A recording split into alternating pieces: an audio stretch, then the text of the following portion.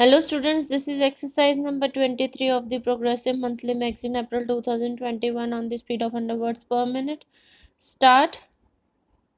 Mr. Chairman, Sir, I am extremely grateful to you for having given me an opportunity to take part in this debate.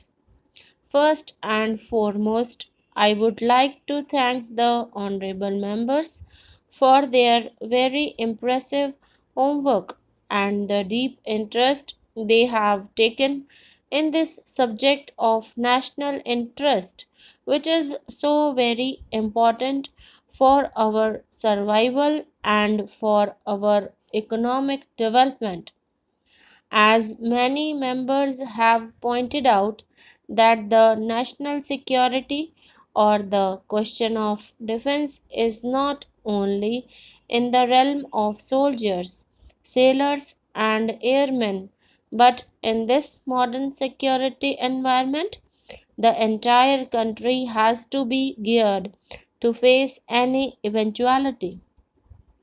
If such an eventuality does arise, and many of the members have given their weighty suggestions that apart from gearing up the morale of the armed forces, the morale of the country must also be geared up, the economic strength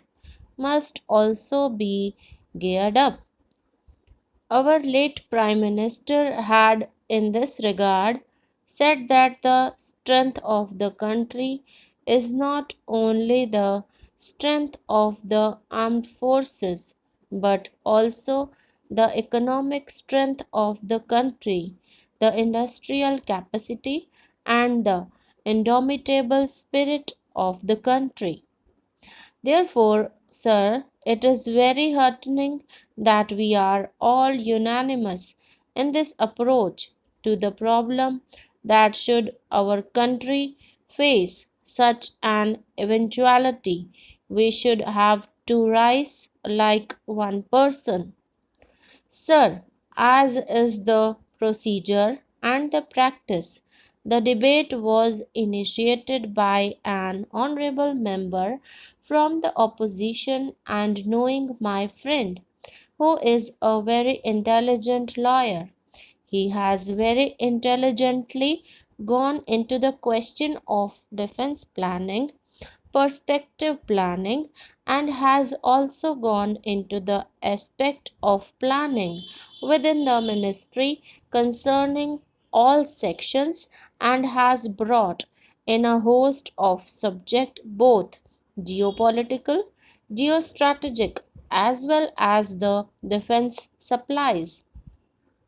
One of my honorable friends here had this to comment, that the honorable member has probably not gone through the annual report, and had he done so, he would not have raised some of the questions which he did raise.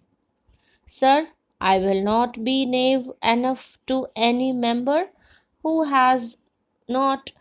gone through the report. He has very much gone through the report. Not only has he gone through the report, but he has also gone through a lot of printed material very intelligently, and has given his political assessment of the question of national defense planning.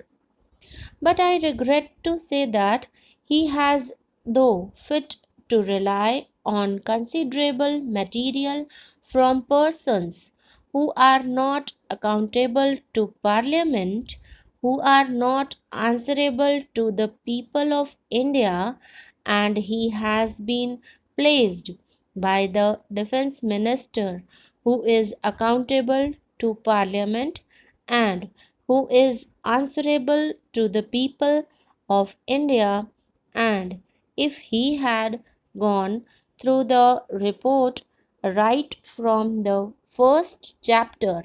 of the national security environment, the organization functions, defense plan and the chapter on army, the various schemes of the services within the army, the navy, air force, coast guards, defense production units, defense research and development, etc., then for all the points which he has raised in his speech and the comments which he has made, the answers are very much there. It would not be possible for me to answer all the points because apart from him, there are many other honorable members who have raised a lot of points. Some of them are repetition, some of them are new points, but I would confine myself to 7 or 8 points and answer those. One of the points raised was about the civilian defense employees of the ordnance factories, about their requirements and their ongoing strike, because my minister could not go to their function on 23rd February. But I think it was more of an ironical remark than a serious one,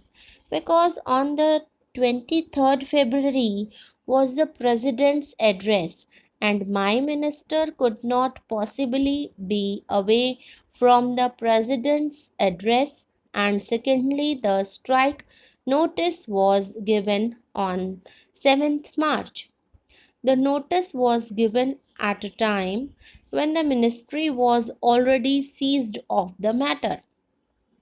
and I would like to refer to the matter of the Fourth Pay Commission, to which the Honorable Member has referred also, that the Fourth Pay Commission's recommendations were not being implemented, nor is it in parity with the railways. That fact is that the Fourth Pay Commission had recommended 5 scales of pay in which the industrial workers should be fitted in after getting their jobs evaluated by an expert classification committee. The Ministry of Defense had accordingly appointed an expert classification committee who, on the basis of the point rating system, determined the point score for various jobs. However, they recommended the placing of industrial workers in 9 scales of pay.